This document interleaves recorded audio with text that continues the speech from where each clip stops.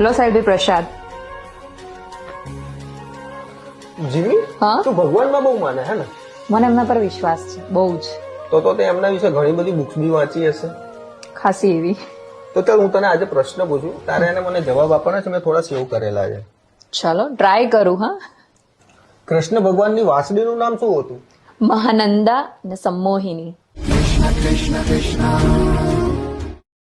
મુશ્કેલીમાં હોવ ત્યારે કયો કૃષ્ણ શ્લોક ઉપયોગી બને છે? ઓમ શ્રી કૃષ્ણાય વાસુદેવાય હરિયે પરમાત્મને પ્રણતઃ ક્લેશનાશાય ગોવિંદાય નમો નમઃ. કોઈ એવો મંત્ર કે જેનો જાપ કરવાથી સુકૂન મળે?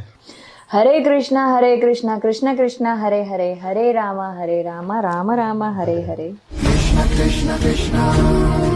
રાધા રાણીના કેટલા નામ છે? 108. જેટલા આવડે એટલા કહી શકીશ? રાધા, રાધિકા, રાસેશ્વરી, રૂકમણી, રમા, રમ્યા, સત્ય, સત્યપરા, પરમેશ્વરી, ઈશ્વરી, શ્રી કૃષ્ણ વલ્લભા, વૃંદાવન બિહારીની, અશેષ ગોપી મંડળ પૂજિતા. ભગવદ્ ગીતાના અધ્યાય કેટલા છે? 18. અને એમાં શ્લોકો?